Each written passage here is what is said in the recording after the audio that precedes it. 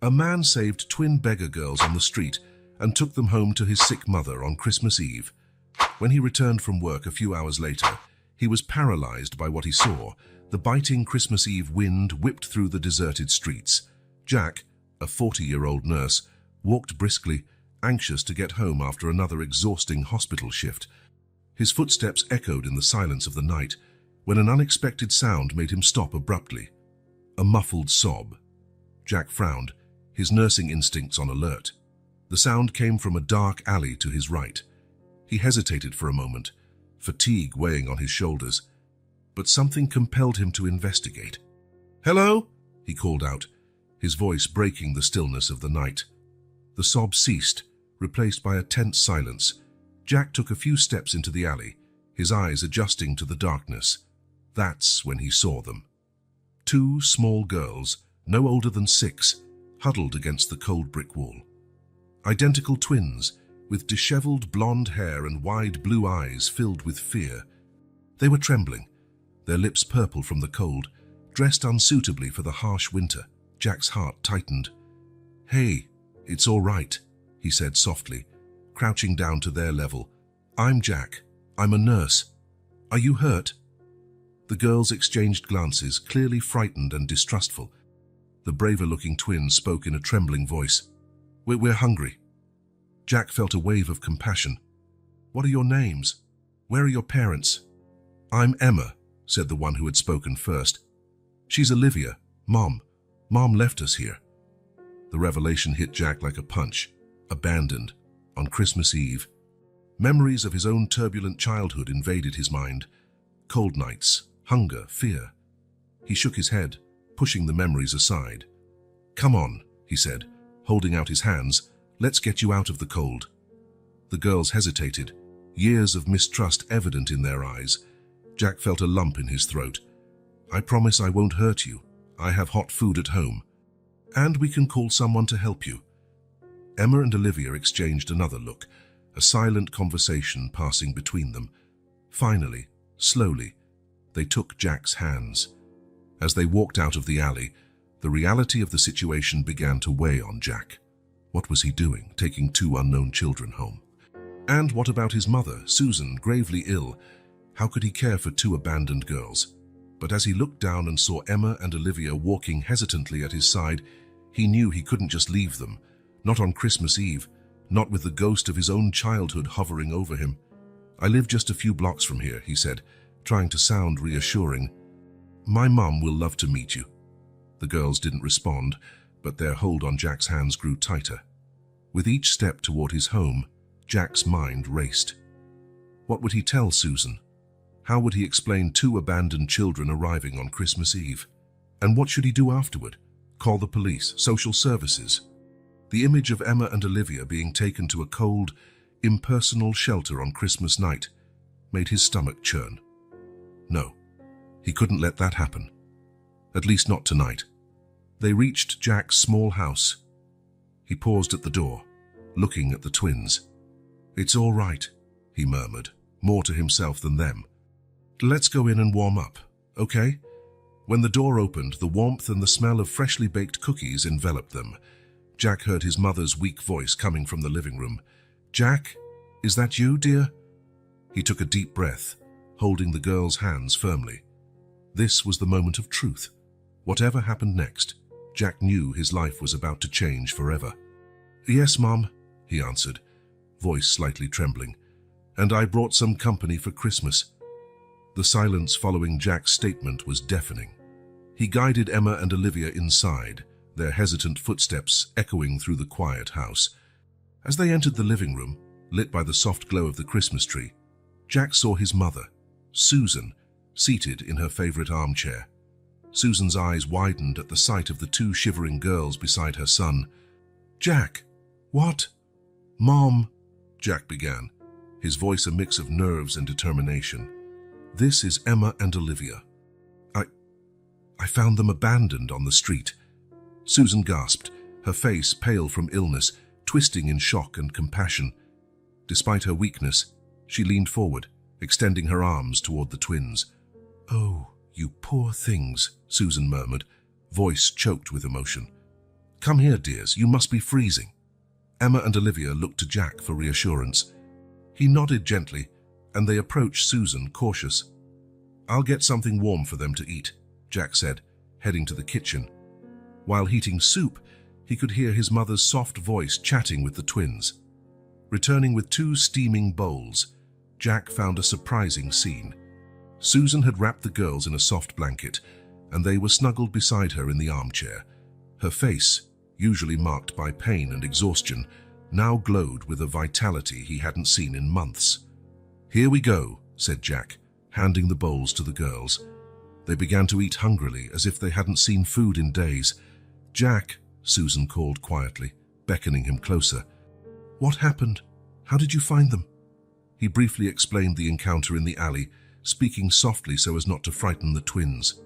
Susan listened intently, tears welling in her eyes. Poor angels, she whispered. Jack, we can't send them away, not tonight. Jack nodded, feeling both relief and apprehension. I know, Mom, but what next? I have to return to the hospital for the night shift. And you? Susan waved a dismissive hand. I'll be fine. These girls need us, Jack.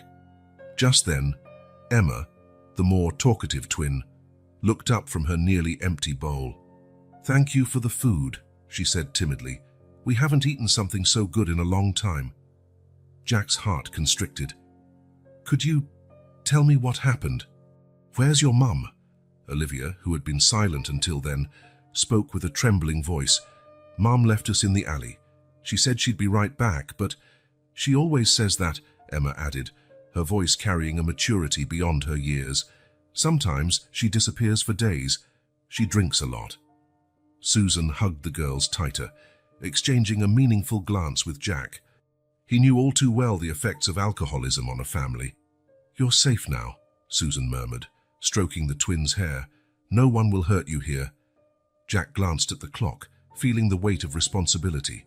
His night shift at the hospital would start soon, but how could he leave this situation? Mom, I have to go to work, he said reluctantly. Are you sure you'll be okay with them? To his surprise, Susan seemed more energized than he had seen in months. Of course, dear, go, don't worry, I'll take good care of them. Jack knelt before the twins, meeting their eyes. Emma, Olivia, I have to leave for a few hours, but I promise I'll be back, okay? You're safe here with my mum. The girls nodded, still clinging to Susan as if she were a lifeline. As he prepared to leave, Jack couldn't help noticing how the house, once silent and weighed down by Susan's illness, now seemed full of life. His mother's gentle laughter drifted from the living room, accompanied by the twins' shy murmurs. At the door, he hesitated, looking back. Susan was showing the girls an old photo album, their voices low and comforting. For a moment, Jack glimpsed a scene he'd never thought possible. A family. With a heavy yet oddly hopeful heart, Jack stepped into the cold night. On his way to the hospital, his mind teemed with questions and worries. What would happen to Emma and Olivia? How could he help them? And what impact would this night have on their lives? But one thing was certain, that Christmas Eve had changed everything.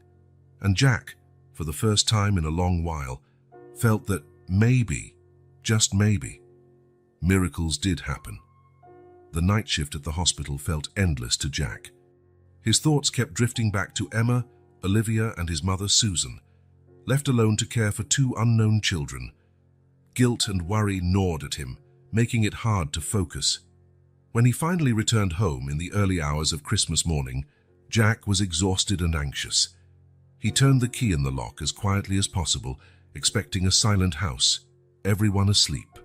What awaited him on the other side of the door left him frozen in place. Laughter, joyful, carefree laughter. The sound was so unexpected that for a moment Jack thought he'd stepped into the wrong house. But no, that was definitely his mother's laughter, a sound he hadn't heard in months.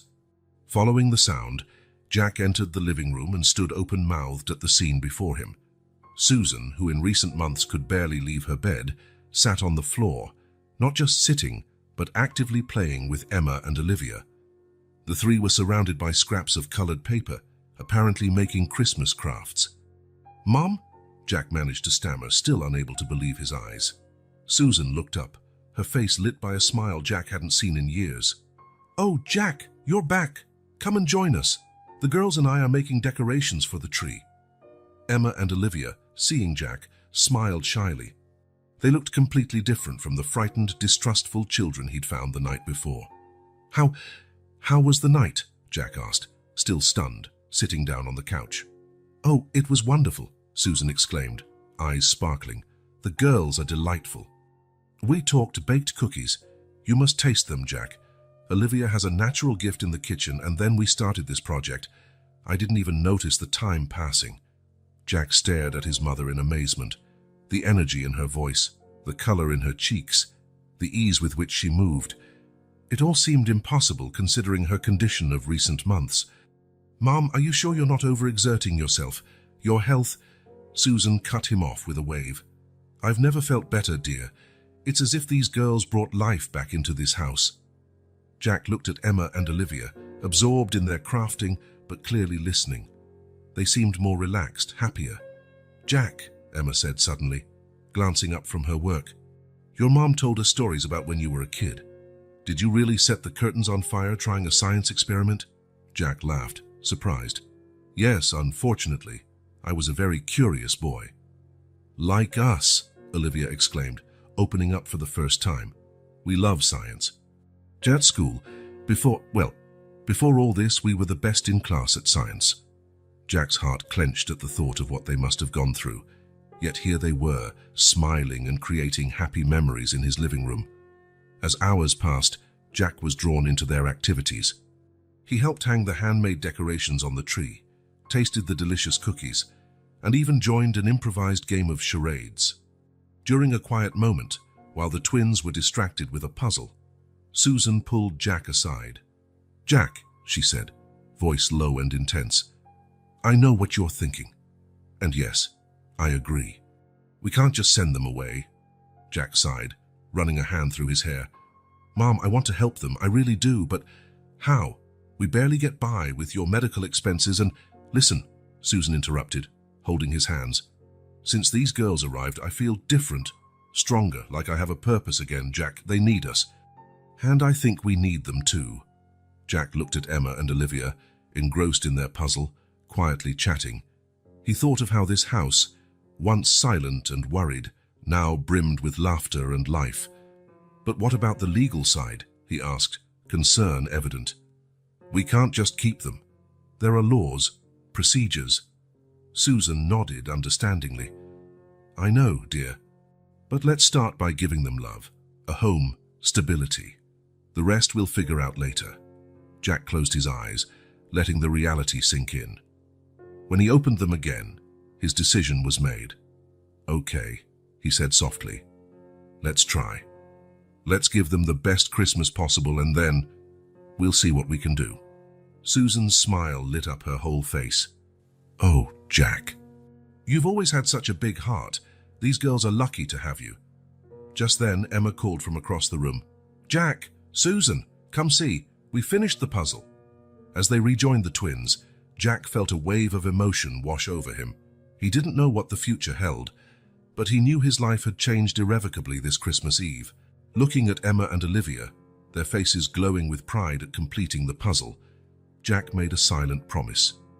He would do everything in his power to ensure they never again felt abandoned or unloved. The rest of Christmas Day passed in a blur of activities, laughter and tender moments. Jack watched, amazed, as his mother, once so weak, now moved with renewed vigor, always smiling. That night, as he helped the twins settle into the guest room, Jack felt a lump in his throat. Emma hugged him tightly, whispering a thank you that carried the weight of all the cold, fearful nights they had endured. Lying in bed, Jack reflected on the astonishing events of the last 24 hours. He knew the coming challenges would be huge, legal, financial, and emotional. But hearing the girls' muffled giggles from the next room and recalling the new light in his mother's eyes, Jack knew he had made the right choice.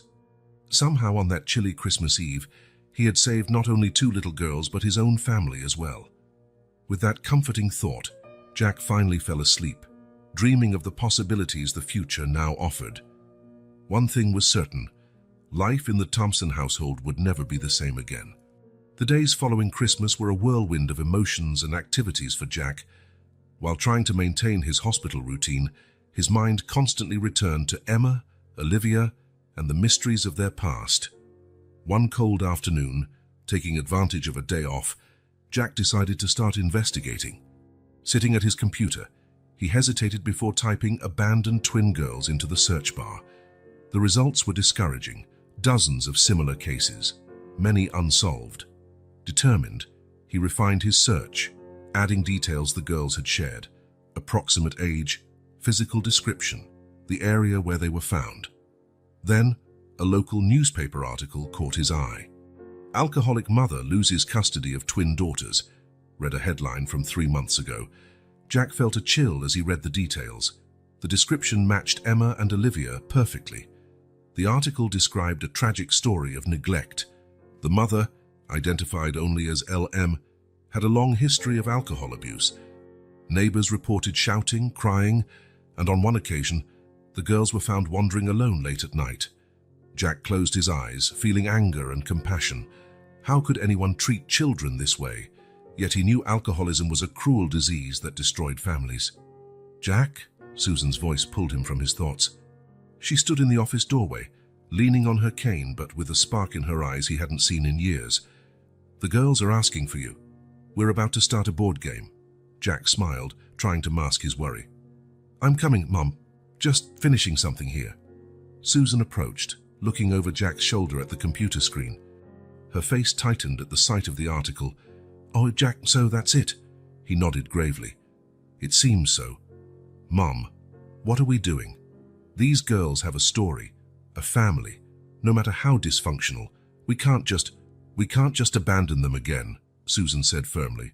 "Jack, you've seen how happy they are here, how safe they feel. This isn't a coincidence. Maybe it's fate." Jack was about to argue when the doorbell rang.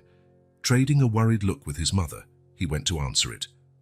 On the doorstep stood a middle-aged woman with a serious expression and a clipboard in hand. "Good afternoon," she said. "I'm Sarah Jenkins from Child Protective Services. I'm here to talk about Emma and Olivia Thompson." Jack's heart raced. How did they know? Trying to stay calm, he invited Sarah inside. In the living room, Emma and Olivia sat on the floor, surrounded by board game pieces.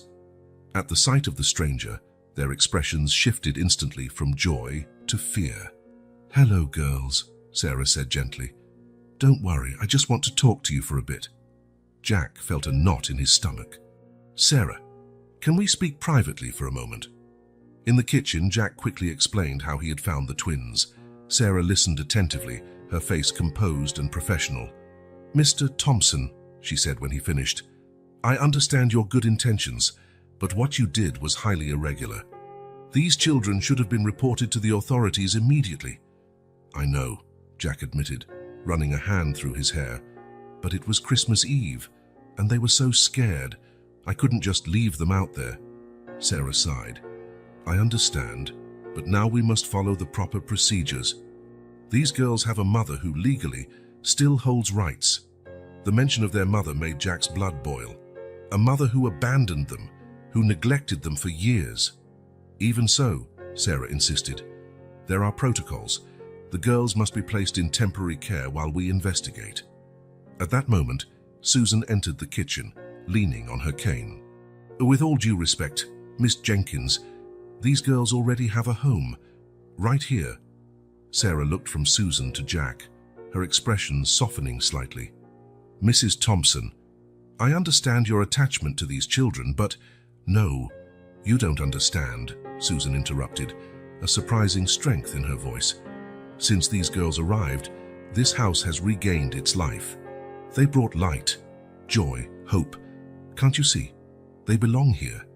Jack observed the social worker, seeing the internal struggle in her eyes. Finally, Sarah spoke. "I can't promise anything, but maybe we can consider you as a temporary foster placement while we investigate. This will require a lot of paperwork, regular visits, and there's no guarantee you'll keep them long term." The relief Jack felt was almost tangible. "We'll do whatever it takes," he promised. After a long conversation and a brief talk with Emma and Olivia, Sarah left, promising to keep in touch. The atmosphere in the house remained tense. The girls looked at Jack and Susan with fearful eyes, clearly afraid they would be taken away. Jack knelt before them, holding their small hands. "Emma, Olivia, I want you to know something. No matter what happens, I'll fight for you. You're part of this family now." The tears in the girls' eyes and their tight hugs said more than any words could convey. That night, after the twins were asleep, Jack stayed awake, his mind full of worries and plans. He knew the road ahead would be hard. Legal, emotional, and financial challenges loomed. But thinking of Emma's smile, Olivia's laughter, and the spark in his mother's eyes, Jack knew it would be worth it. He would do whatever it took to keep this new family together.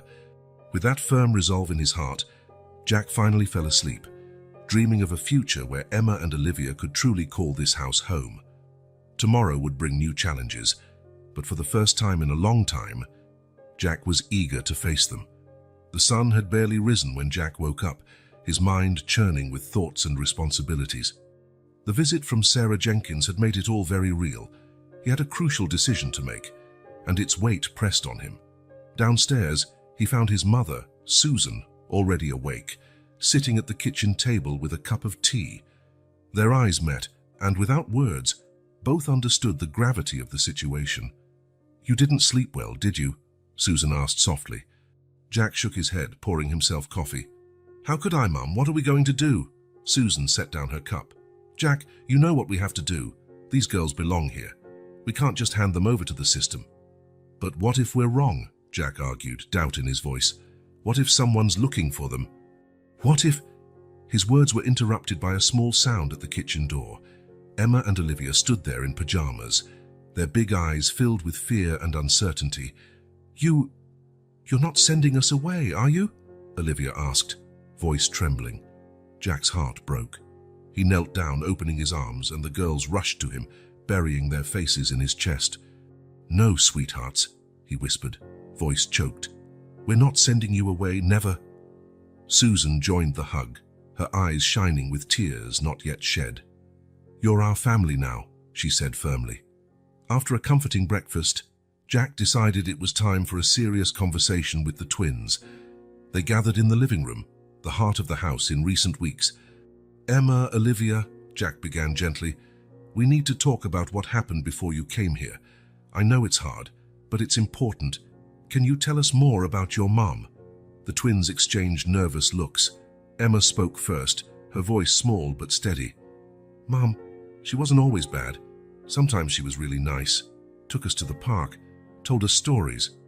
But then she'd drink," Olivia finished, eyes downcast. "And she changed. She yelled a lot. Sometimes she forgot to feed us." Jack felt anger and compassion surge within him. "And the night I found you?" Emma sniffled, tears rolling down her cheeks. "Mom had drunk a lot. She said she needed to go out, that she'd be right back. But it was so cold, and she never came back." Susan, who had remained silent, could not hold back a sob. She pulled the twins closer, holding them tightly. Jack stood, walking to the window. His mind worked furiously. What he was considering might be risky, even illegal, but seeing his mother hugging the twins, he knew he had no choice. "I'm going to fight for you," he said, turning to face his family. "I'll do everything I can to keep you safe and loved." The next few hours were a whirlwind of activity. Jack made calls, researched online, and even scheduled a consultation with a family law attorney. "Jack," Susan called as he typed furiously, "are you sure about this? It's going to be a tough battle." He paused, looking at his mother. "Mom, remember when I was a kid, how hard it was, just the two of us?" Susan nodded, her eyes filling with memories. "You fought for me," Jack continued, "against all odds. Now it's my turn to fight for someone else." Susan smiled, proud and concerned. "I know, dear. And I'm with you 100%. As the afternoon wore on, Jack began outlining a plan. He'd need to prove they could offer stability and love. This might mean changes, maybe even changing his career to have more flexible hours. While Jack worked, Susan spent the day with the girls, helping them catch up on missed schoolwork and planning how to rearrange the house to accommodate them permanently. That night, after the twins were asleep, Jack shared his plan with Susan. "I'll ask for extended leave from the hospital," he explained. "We'll use that time to prepare for the legal fight. I'll take parenting courses, adapt the house, do whatever it takes to prove we're their best option." Susan listened, nodding. "And what about their mother?" Jack sighed heavily. "I'll try to find her. If she truly wants to recover, maybe we can reach some kind of agreement. If not," he let the thought hang in the air. "It'll be hard," Susan warned. "Financially, emotionally, I know," Jack replied. "But look at you, Mom. Since the girls arrived, you've been stronger, more alive. They saved us as much as we saved them." Susan smiled, tears shining in her eyes. "You're right. They are our second chance, aren't they?" Jack nodded, feeling determined yet fearful. He knew the path would be filled with legal and emotional obstacles, but looking at the family photo they'd taken at Christmas, him, Susan, Emma, and Olivia smiling by the tree, he knew it was worth it. "Tomorrow," Jack said, voice firm, "we start fighting for our family." Susan squeezed his hand, sealing a silent pact. They would do whatever it took to keep Emma and Olivia safe, loved, and at home. While the house slept, Jack stayed awake, planning and dreaming. The future was uncertain, but now filled with hope. With Emma and Olivia, they were no longer just survivors. They were a complete family ready to face whatever fate brought. Dawn found Jack already up, determined to investigate Emma and Olivia's past. With a strong cup of coffee, he headed to the hospital earlier than usual, his mind focused on the task. In the emergency department hallway, Jack spotted Dr. Melissa Chen, a longtime colleague and the department head. Taking a deep breath, he approached her. "Melissa, I need your help," Jack began, voice low and urgent. He explained the twins' situation briefly, omitting potentially incriminating details. Melissa listened, concerned and understanding. "Jack, this is complicated. You know I can't just access confidential records." "I know," Jack said, frustration evident. "But these girls, they need help. I need to know what happened to them." After a moment's hesitation, Melissa sighed. "I can't promise anything, but I'll see what I can find. No names, no specifics, just patterns, okay?" Jack nodded, grateful. "Thank you, Melissa. That's all I ask." The following hours were a blur of work and anxiety.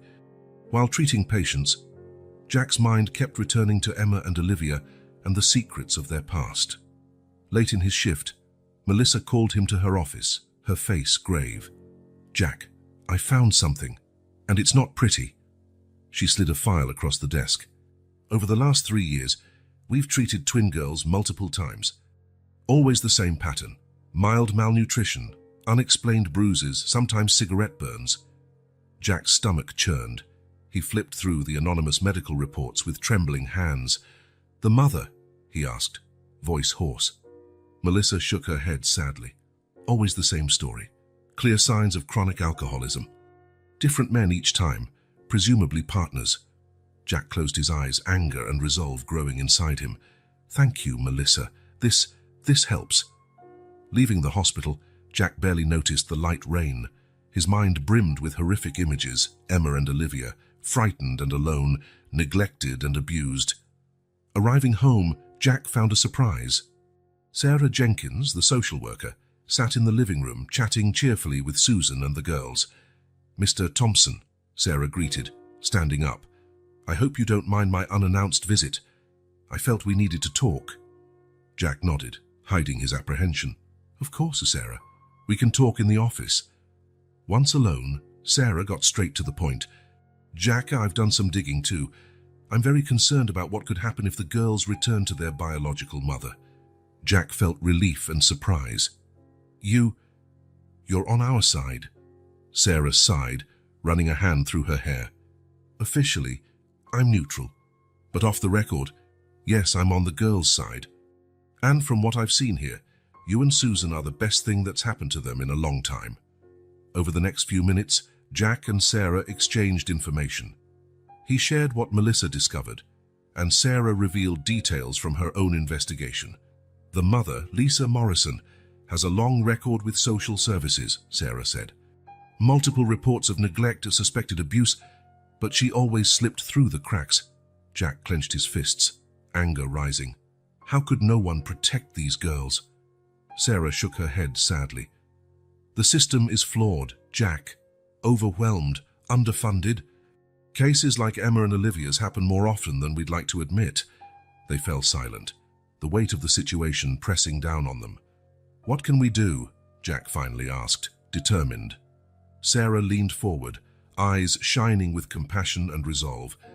We need to build a solid case, prove that you and Susan can offer a stable, loving home. Most importantly, show that returning to their mother would harm them. Jack nodded, already thinking of possibilities. And Lisa? Will she fight for custody? That's the problem, Sarah said. Right now, we don't know where she is. She disappeared after abandoning the girls.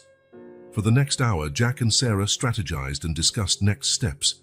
When they finished, Jack felt both exhausted and energized. In the living room, Emma and Olivia worked on a puzzle, while Susan watched with a gentle smile. The domestic scene was so ordinary that Jack's heart ached. These girls deserved this. Stability, love, security. After Sarah left, promising close contact, Jack joined his family. The twins eyed him with curiosity and apprehension. Is everything all right? Olivia asked timidly. Jack smiled, sitting on the floor beside them. Yes, sweetheart. Actually, I'd like to talk with both of you about something important. Emma and Olivia exchanged nervous glances but drew closer to Jack. Remember when I asked about your mom? Jack began softly. The girls nodded. I've been trying to learn more about what happened to you so I can help. You talked to Mum? Emma asked, her voice trembling slightly. Jack shook his head. No, not yet, but I've discovered some things about your past. Things that must have been very hard and scary. Tears welled in the twins' eyes. Jack's heart twisted. I want you to know, he said, voice thick with emotion. None of what happened was your fault. You're amazing, strong, and brave. I promise I'll do everything I can so you never have to go through that again. Olivia was the first to throw herself into Jack's arms, Emma following quickly. They cried silently, releasing years of fear and pain into the safety of his embrace. Susan, who had watched quietly, joined the hug, wrapping all of them in her arms.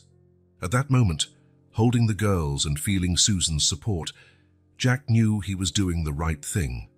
The path ahead would be tough, filled with legal and emotional battles and the specter of their painful past.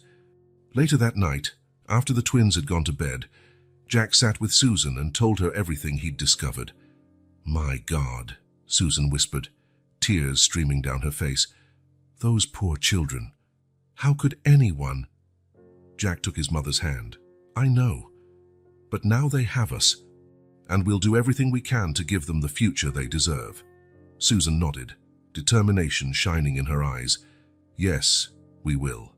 These girls are ours now, Jack, and no one will take them away. As the night wore on, Jack stayed awake, mind racing with plans and worries. He knew the coming days would be challenging, legal battles, emotional complexities, and possibly confronting the girls' dark past. But listening to Emma and Olivia's soft breathing through the wall and recalling the light in Susan's eyes, Jack was more determined than ever to secure their future. With that comforting resolve, Jack finally drifted off, dreaming of better days for his new family. Evening had fallen over the Thompson home, the long shadows stretching across the floor. Jack sat in his office, a stack of documents before him. Photos, medical records, school reports, pieces of Emma and Olivia's lives he'd gathered in recent weeks. His eyes fell on a particularly haunting photograph. The twins, about 4 years old, shy smiles on their faces at some school event, balloons in the background. Jack noticed faint bruises on their arms, barely concealed. Closing his eyes, Jack imagined the girl's painful past, images forming vividly in his mind. Emma crouching in a kitchen corner, holding Olivia tight. The sound of breaking glass, drunken screams echoing. Where are you, you worthless brats? Their mother's slurred voice cutting through the silence. Shh, Emma whispered to Olivia, feeling her sister's silent sobs. "It's okay. She'll pass out soon." More crashing sounds, more curses. The twins, only 5, knew the routine. Wait, stay quiet, survive. Hours later, silence. Emma dared to emerge. Lisa, their mother, lay passed out on the couch, an empty bottle on the floor. Carefully, they covered her with a blanket. "Good night, Mommy," Olivia murmured, voice a mix of fear and unmet love. Jack opened his eyes, hot tears running down his cheeks. He could almost feel Emma and Olivia's fear and vulnerability. Wiping his face, he looked at another document, a social worker's report. His eyes widened at the name, Lisa Morrison. "It can't be," Jack muttered, heart pounding. Memories of his own youth flooded his mind. Lisa Morrison, the rebellious girl from high school. Beautiful, charismatic, but troubled.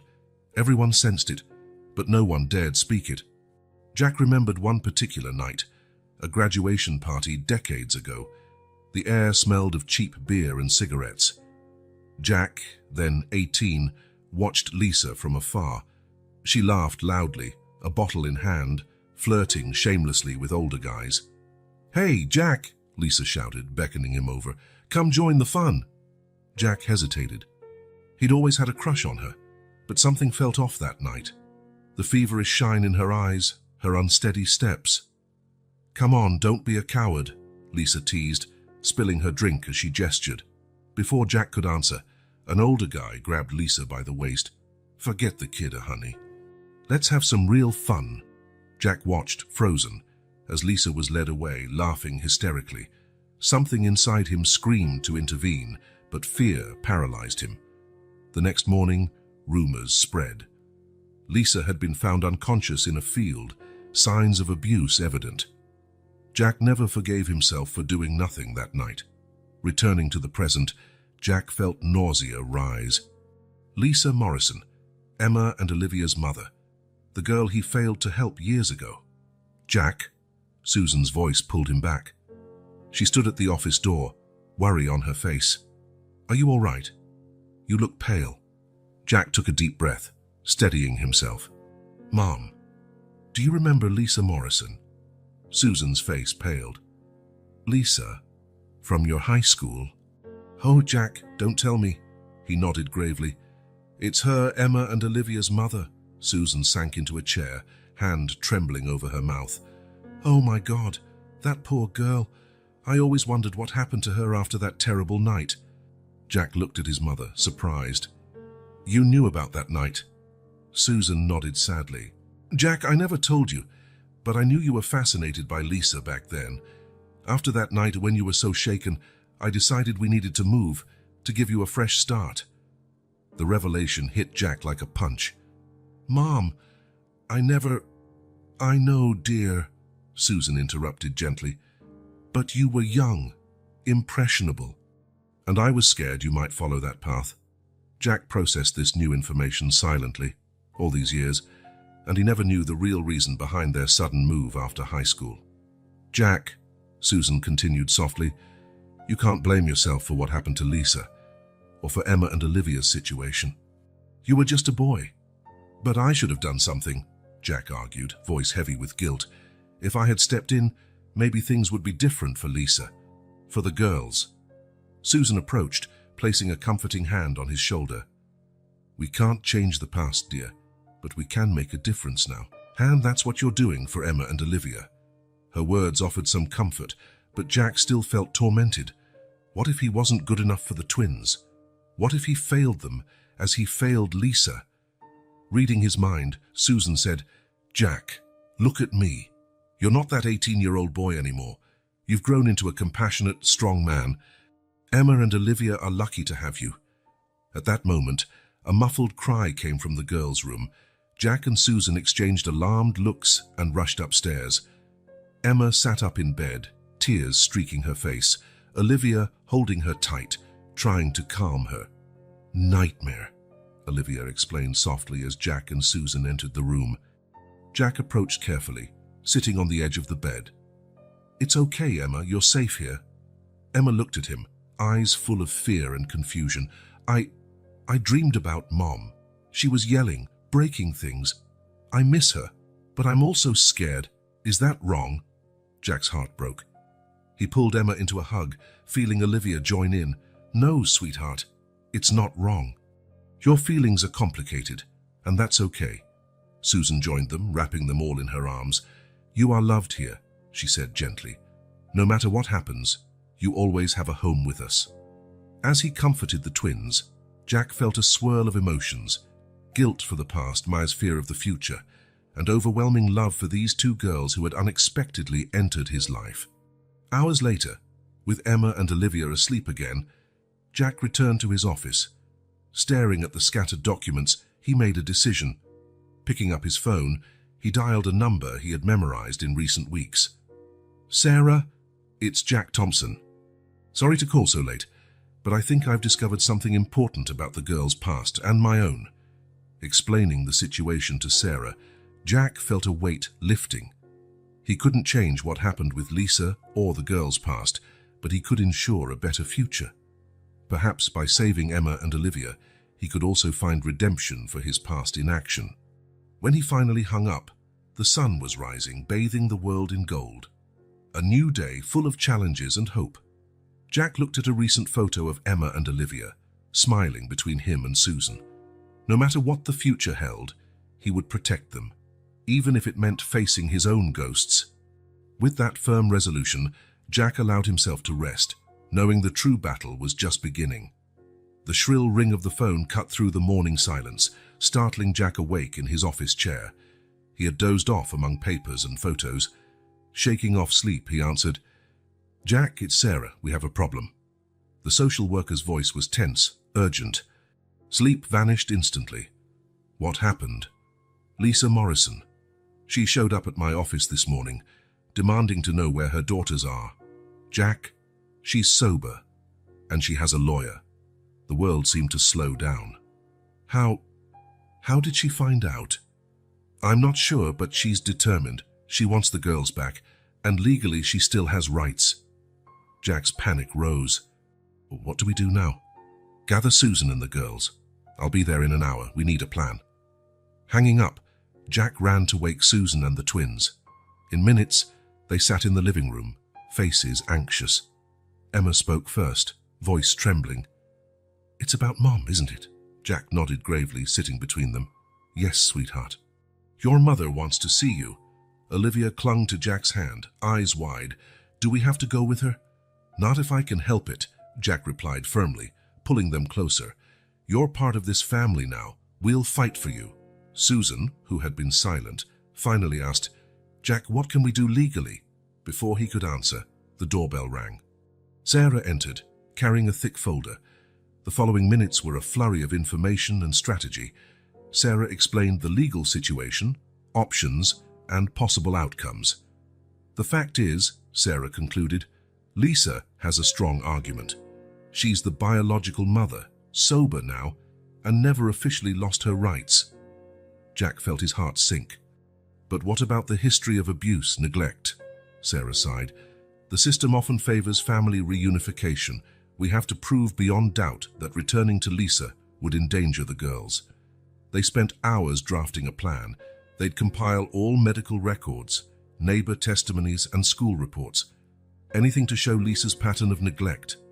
While the adults discussed, Emma and Olivia huddled on the couch, pale with fear. Suddenly, the screech of tires outside made everyone freeze. Jack rushed to the window, heart pounding at the sight of an unfamiliar car parking out front. It's her, he whispered. Tension filled the house as the doorbell rang. Jack exchanged a glance with Sarah before opening. Lisa Morrison stood on the porch, an older, worn version of the girl he remembered. Her eyes, once vibrant, now revealed years of struggle, yet determination burned in them. Where are my daughters, Jack? She demanded, voice rough. Jack blocked the entrance, body tense. Lisa, not like this. There are legal procedures. To hell with that, Lisa shouted, trying to push past Jack. They're my daughters. You have no right. I have every right to protect them, Jack retorted, raising his voice. Where were you when they were hungry, cold, and scared? Lisa recoiled as if slapped. For a moment, Jack saw shame flicker in her eyes, quickly replaced by anger. "You know nothing about me, about our life," she hissed. "I'm sober now. I can care for my daughters." "Mommy." Emma's small voice made both adults turn. The twins stood in the living room doorway, eyes wide with fear and confusion. Susan was behind them, a protective hand on each shoulder. Lisa gasped, tears shining in her eyes. "My girls, oh, how I've missed you." She took a step forward, but Jack blocked her path. "Not like this, Lisa. Not this way." For a tense moment, Jack feared Lisa might try to force her way in. But then her shoulders sagged, and she stepped back. "Fine," she said, voice trembling. "But this isn't over, Jack. I'll get my daughters back, even if it's the last thing I do." With a final anguished look at Emma and Olivia, Lisa returned to her car. Jack closed the door, feeling drained. He turned to see the twins running toward him, tears streaming. "You're not sending us back, right?" Olivia sobbed, clinging to his shirt. Jack knelt, hugging them both fiercely. "Never," he vowed. "You're our family now. We'll fight for you, no matter what." Sarah, who had observed silently, finally spoke. "This complicates things. Lisa is clearly determined. We need to move fast." In the following days, the Thompson home became a hive of legal activity. Jack took extended leave from the hospital, dedicating himself to building a case. Susan, despite her health, found renewed strength, caring for the girls and helping with paperwork when possible. Emma and Olivia swung between moments of joy with their new family and bouts of fear and confusion. Nightmares became frequent, and both girls often woke crying for Jack or Susan. A week after Lisa's visit, Sarah arrived with somber news. "Lisa filed a formal custody claim," Sarah said, voice heavy. "We have a preliminary hearing next week." Jack felt the weight of the world on his shoulders. "What are our chances?" Sarah hesitated. "Honestly, it's hard to say. Lisa has the advantage of being the biological mother, claiming sobriety and wanting to reunite. But we have strong evidence of past neglect." That night, after the girls were asleep, Jack found Susan in the kitchen, silent tears on her cheeks. "Mom," he called softly. Susan turned, trying to hide her tears. "Oh, Jack, I just can't bear the thought of losing these girls. They brought so much life and joy." Jack hugged his mother, feeling his own tears threaten. "I know, Mom, I know, but we won't give up, not for a second." The next morning, as he made breakfast, Jack heard a sound that stopped his heart. Laughter. Emma and Olivia were laughing, a pure, carefree sound he rarely heard. Peeking into the living room, he saw the twins playing with Susan, all three immersed in an imaginary game. In that moment, Jack felt a fierce determination. This was what they were fighting for, not just physical safety, but happiness, a normal childhood.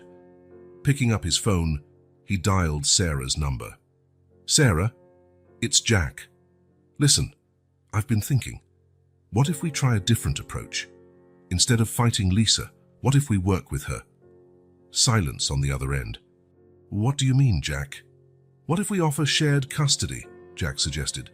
"Lisa could have supervised visits while continuing her treatment. I know it's a long shot." "Actually," Sarah interrupted, hope in her voice, "that might work. If Lisa agrees, it could be the best outcome. The court often prefers family reunification when safe." They discussed details, and Jack felt a spark of hope. It would still be challenging, but maybe there was a compromise that served everyone. Watching Emma and Olivia play, Jack knew he had to try. They deserved a stable home, but also the chance to know their mother, if she could truly recover. The legal battle was just beginning, but for the first time in days, Jack felt they had a real chance. The county courthouse was packed on that Monday morning. Jack adjusted his tie nervously as he, Susan, and the girls entered the imposing courtroom. Tension and anticipation hung in the air. Sarah met them at the entrance. "Remember," she whispered, "stay calm no matter what happens. We're here for the girls." Jack nodded, throat dry. He saw Lisa enter from the other side, accompanied by her lawyer. She looked different, tidier, more composed, but tense. "All rise," announced the bailiff. "Court is in session, Judge Eleanor Hawkins presiding." Judge Hawkins, a middle-aged woman with keen eyes, took her seat. "We're here for the custody case of Emma and Olivia Morrison. Mr. Thompson, you're petitioning for custody, correct?" "Yes, Your Honor," Jack replied, voice steady. "Ms. Morrison, you contest this request." Lisa stood. "Yes, ma'am. They're my daughters. I made mistakes, miss, but I'm sober now. I can take care of them." The judge nodded. "Very well. Let's hear the evidence." The hours that followed were an emotional roller coaster. Jack's lawyer presented a detailed timeline, backed by medical reports and school records, painting a childhood of neglect and fear. Dr. Melissa Chen testified first. Over 3 years, Emma and Olivia visited the ER multiple times. Malnutrition, unexplained bruises, even cigarette burns. Lisa sobbed, face in her hands. A former neighbor spoke. "We heard screams almost every night. Sometimes the girls were in the hallway, frightened." Lisa's defense countered with certificates from rehab, AA sponsors, and proof of sobriety. "My client is committed to recovery. She deserves a chance to be a mother again." The most tense moment came when Dr. Rachel Foster, a child psychologist, took the stand. "Emma and Olivia show clear signs of trauma," she said. "They fear separation from each other and from Jack and Susan Thompson. Mentioning their biological mother triggers acute anxiety." Dr. Foster paused, looking at the judge. "Removing them from their stable environment would be deeply harmful." A murmur rippled through the courtroom. Jack felt relief mixed with guilt at Lisa's stricken face. During a recess, Jack noticed whispering groups in the corridors. Some supported him. Others argued Lisa deserved a second chance. "Jack," a familiar voice called. It was Tom, a colleague from the hospital. "We're rooting for you. Those girls deserve a stable home." Before Jack could respond, a woman approached, disapproving. "How can you keep children from their own mother? She's trying to improve." Sarah quickly guided Jack away from the confrontation. Back in the courtroom, Judge Hawkins interviewed Emma and Olivia privately. Minutes felt like hours for Jack and Lisa. When the twins returned, eyes red, a calm resolve showed on their faces. The judge followed, expression grave. "I've heard all the evidence," Judge Hawkins began. "This is complex and emotional. No easy decision exists." Jack felt Susan squeeze his hand. Across the room, Lisa held her breath. "Emma and Olivia clearly wish to remain with the Thompsons," the judge continued. "But I acknowledge Ms. Morrison's efforts to rehabilitate." She paused, scanning both parties. "My decision. Primary custody goes to Jack and Susan Thompson, with supervised visitation rights for Lisa Morrison, potentially expanding over time if sobriety and stability continue." A collective sigh filled the room. Jack felt such relief he almost buckled. Susan wept quietly. Lisa looked torn between relief and sorrow. "Can I see them?" she asked, voice trembling. The judge nodded. "Yes, Ms. Morrison. The arrangement ensures the girl's well-being and gives you a path to rebuild your relationship." As the hearing ended, Jack found himself face-to-face with Lisa in the corridor. "Jack," she said softly, "take good care of them. And thank you for not shutting me out completely." He nodded, emotions swirling. "They deserve every chance at happiness, including having you in their lives when you're ready." Exiting the courthouse with Emma and Olivia, a small crowd awaited, offering support. Neighbors, colleagues, even teachers had come. "We're so happy for you. Those girls are lucky." Voices overlapped in a chorus of encouragement. Emma looked up at Jack, tears shining. "Can we go home now?" Jack's heart brimmed with love. "Yes, sweetheart, let's go home." As they walked to the car, Jack reflected on the journey. What began as a kind act on a cold Christmas Eve had grown into something bigger. They were a family, not by blood, but by love. The path ahead still held challenges. Adjustments, therapy, Lisa's visits. But Susan's radiant smile and the twins' excited chatter reassured him. Under the golden pink sunset, Jack felt peace. This wasn't the end of the story, but the start of a new chapter filled with hope and infinite possibilities in it. The courthouse was tense that morning, everyone anxious for the final hearing to confirm their custody arrangement. Jack, Susan, Lisa, and the twins waited quietly. Judge Hawkins entered, stern and calm. Before we proceed, I'd like to hear from Ms. Morrison. Lisa, please tell us about your relationship with your daughters and your current situation. Lisa stood, hands trembling, and looked at her lawyer, who nodded encouragingly. I love my daughters, she began, voice faltering. I made terrible mistakes, hurt them deeply. Silence fell as Lisa continued, voice gaining strength. Alcoholism is a terrible disease. It robs you of dignity, judgment, the ability to love properly.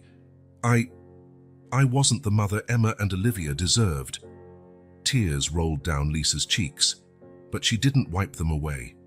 There were nights I left them hungry, days I screamed for no reason, moments I don't even remember but know frightened them terribly. Lisa looked at Jack and Susan, her eyes pleading. When I left them that night, I thought they'd be better off without me. Suddenly, Lisa's legs buckled, and she sank to her knees, sobbing uncontrollably. I'm so sorry. So sorry. Gasps filled the courtroom. Judge Hawkins called for order, her own eyes reflecting compassion. To everyone's surprise, Jack approached Lisa and knelt beside her, placing a gentle hand on her shoulder. Lisa, he said softly. Breathe. Lisa looked at him, stunned. How can you be so kind after what I've done? Jack took a steadying breath. Because I understand the struggle. And I know that deep down you love Emma and Olivia as much as we do. Susan stepped forward, voice trembling but calm. Lisa, I have a story to share. The courtroom, usually a place of formalities, became a space of vulnerability and connection. Susan began. Years ago, I also struggled with addiction. Not alcohol, but pills. After Jack's father died, I was lost. Some days I couldn't even get out of bed, leaving Jack, just a boy, to fend for himself. Jack looked at his mother, surprised. He knew her struggles, but never heard her speak so openly. What saved me, Susan continued, was Jack's unconditional love and the support of those who refused to give up on me. Lisa, you don't have to walk this path alone. Lisa stared at Susan, shocked and hopeful. You overcame it. Susan nodded, smiling through tears, day by day, with help and love. And look at us now. Judge Hawkins, visibly moved, intervened. I believe we are witnessing something extraordinary. Mr. Thompson, Mrs. Thompson, are you offering support to Ms. Morrison? Jack got up slowly, helping Lisa to stand. Your Honor, I think we all want the same thing. What's best for Emma and Olivia? Maybe this doesn't have to be a fight where one side loses everything. A murmur of surprise ran through the room. Jack continued, what if instead of fighting each other, we work together? Lisa clearly loves her daughters and is committed to her recovery. We can find common ground. Judge Hawkins leaned forward, intrigued. What exactly do you propose, Mr. Thompson? Jack looked at Susan, who nodded encouragingly, then at Lisa, watching him with a mix of fear and hope. I propose shared custody, Jack said firmly. Emma and Olivia remain with us as their primary guardians, ensuring stability. But Lisa can have regular, supervised visits that can increase as she maintains her sobriety. Lisa gasped, tears fresh in her eyes. You do that? Jack nodded. With conditions, of course. Ongoing treatment, sobriety tests, therapy. It won't be easy, Lisa. But if you're truly committed, I am, Lisa interrupted, her voice stronger. I'll do anything for my daughters, anything to make it right. Judge Hawkins looked at both attorneys. This is unusual, but not unprecedented. If all parties agree, we can draft an arrangement that meets everyone's needs, especially the children's. In the hours that followed, lawyers, social workers, and the family worked together to craft a detailed plan. When Emma and Olivia were brought back into the courtroom to hear the outcome, they looked surprised to see Lisa sitting beside Jack and Susan, all wearing determined, hopeful expressions. Girls, Jack began softly, we have something important to tell you. He explained the new arrangement. They would live with him and Susan, but Lisa would visit regularly, at first supervised, then gradually more freely if she kept improving. Emma and Olivia listened, exchanging glances. When he finished, there was a long silence. Finally, Olivia asked hesitantly. So, we stay with you, but we can see Mom sometimes. Lisa leaned forward, tears in her eyes.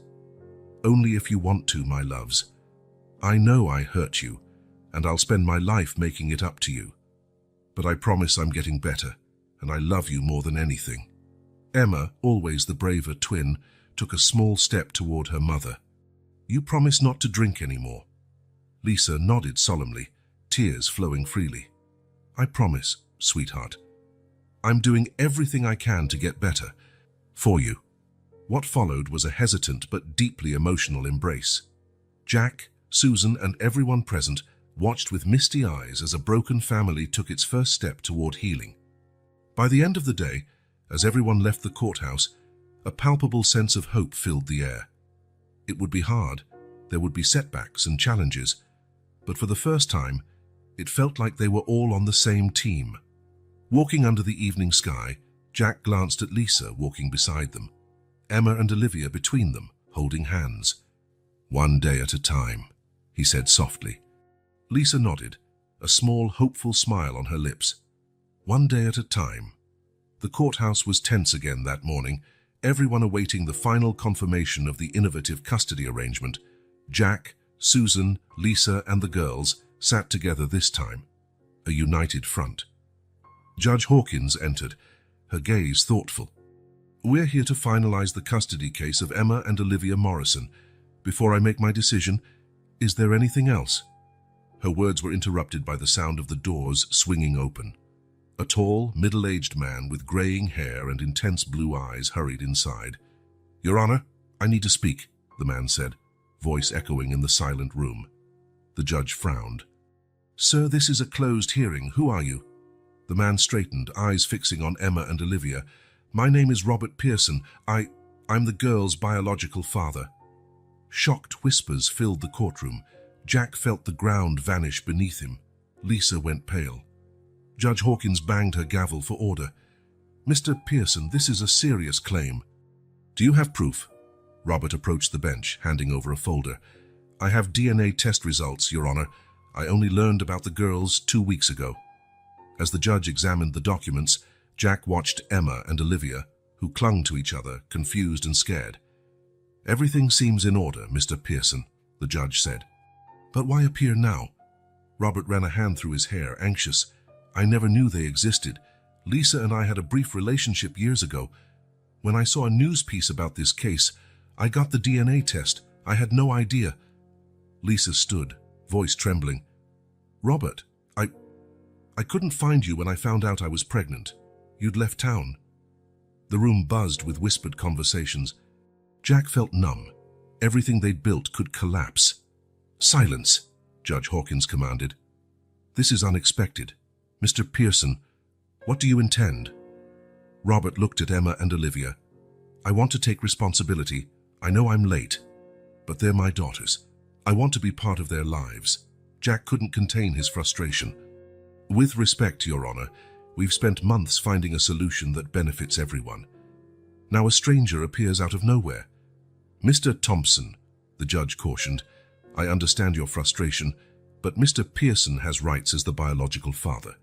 What about the girls' rights? Susan intervened, voice full of emotion. They've already suffered so much uncertainty. Judge Hawkins looked at the frightened twins. In light of this new information, I can't finalize a decision today. Let's adjourn for 2 weeks. Meanwhile, Mr. Pearson will undergo psychological and background evaluations. She turned to Jack and Susan. The girls remain in your care for now, Mr. Pearson.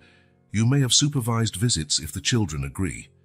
Robert nodded, eyes never leaving Emma and Olivia. Thank you, Your Honor. I just want to know them. As the session ended, Robert approached timidly. Emma and Olivia hid behind Jack and Susan. Hi, Robert said softly. I know this is a surprise. I don't want to scare you. I just wanted to see you. Emma stepped forward. You're our dad, Robert nodded, tears in his eyes. Yes. I'm sorry I wasn't here before, but I'm here now, if you'll give me a chance. Jack's heart clenched. He couldn't deny the girls a chance to know their father, but fear gripped him. Outside, Jack pulled Susan aside. What do we do now? Susan squeezed his hand. What we've always done.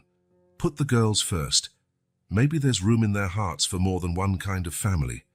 Jack nodded, watching Emma and Olivia whispering to each other, their small faces anxious, yet curious. The next 2 weeks tested everyone's patience and resolve. The girls deserved stability, but now Lisa and Robert both wanted roles in their lives.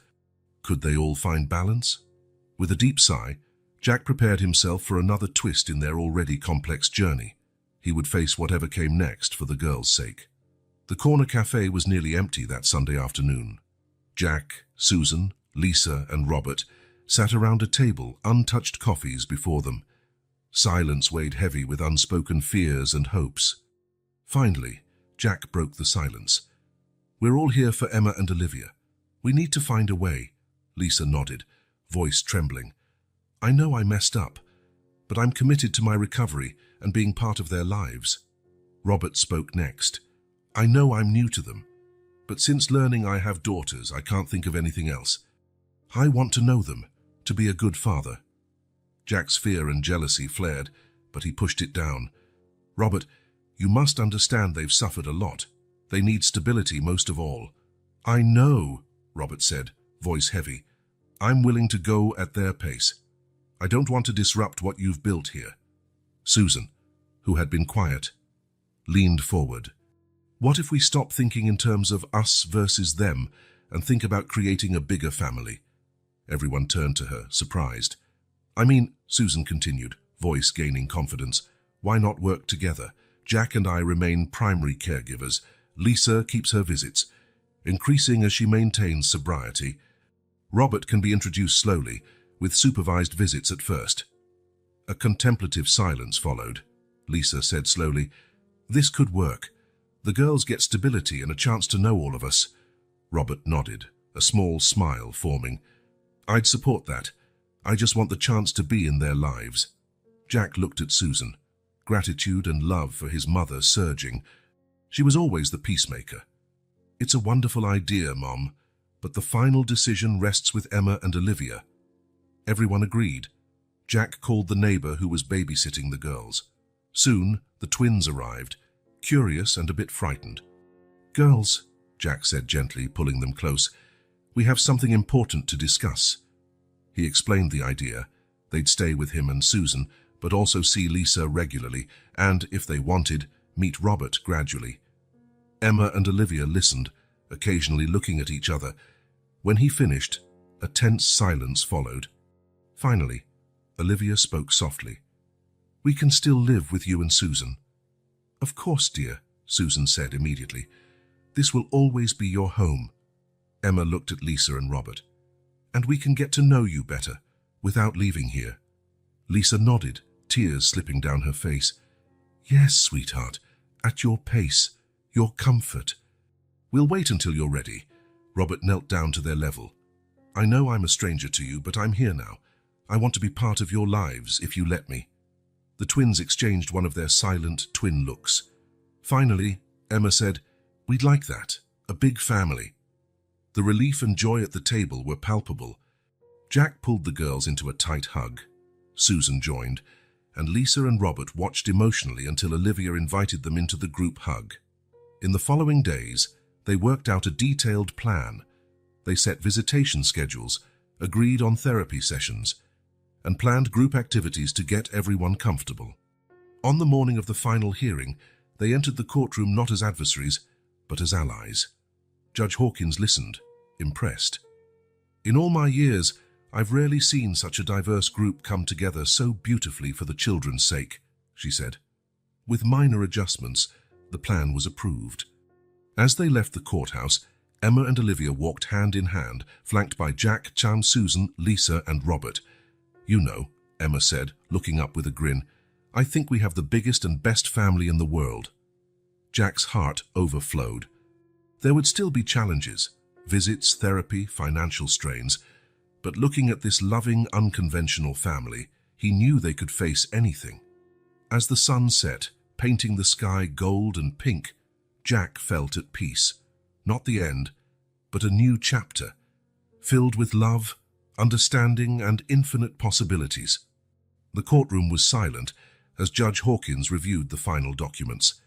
Jack, Susan, Lisa, Robert, Emma, and Olivia waited, hands intertwined.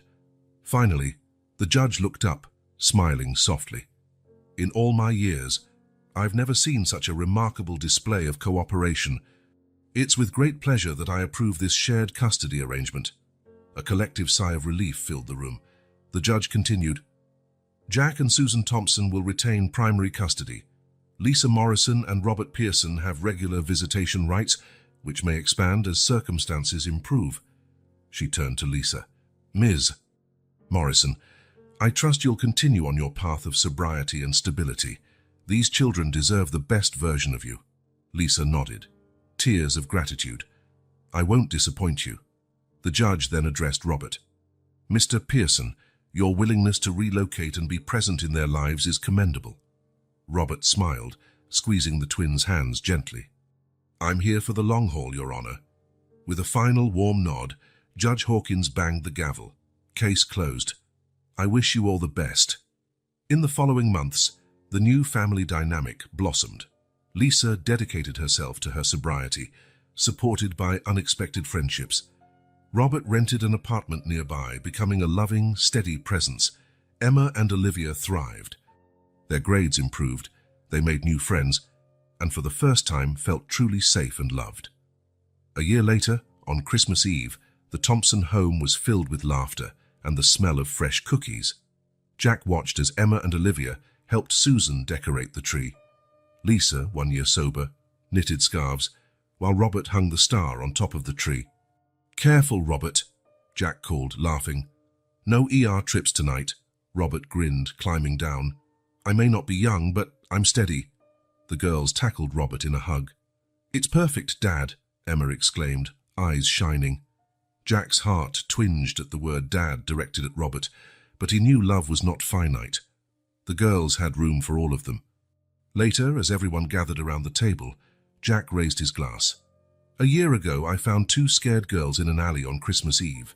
I had no idea how that moment would change our lives. He looked at Emma and Olivia, smiling with pure love. You taught us what family means. It's not blood or legal documents.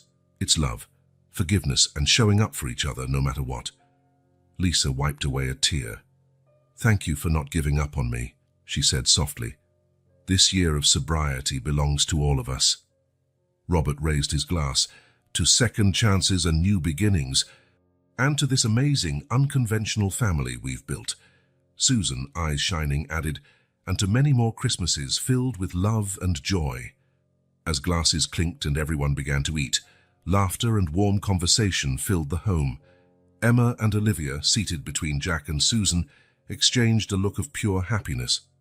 Later that night, as they gathered in the living room to watch a Christmas movie, Jack reflected on the incredible journey of the past year. There were struggles and doubts, moments he questioned if this patchwork family could work. But looking around now, Lisa sober and smiling, Robert fully integrated, Susan healthier than she'd been in years, and Emma and Olivia thriving, he knew they made the right choices. Snow began to fall gently outside, covering the world with a white, peaceful blanket. Jack smiled, remembering that cold Christmas Eve when it all began. He had saved 2 little girls, and in doing so saved himself and his family. As the movie ended and everyone prepared for bed, Jack pulled Emma and Olivia into a tight hug. Merry Christmas, my little ones, he whispered.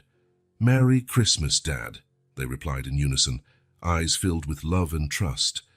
In that moment, surrounded by his perfectly imperfect family, Jack understood the true meaning of Christmas and life itself. It was about love, redemption, and the human heart's capacity to grow and hold more love than ever imagined. He closed his eyes, gratitude flooding him. The future was uncertain, but now he faced it with hope, courage, and a family stronger than any bond forged by blood alone. Drifting off to sleep, Jack dreamed of all the possibilities and the bright tomorrows awaiting them. The Thompson household would never be the same again, and that was the greatest gift of all.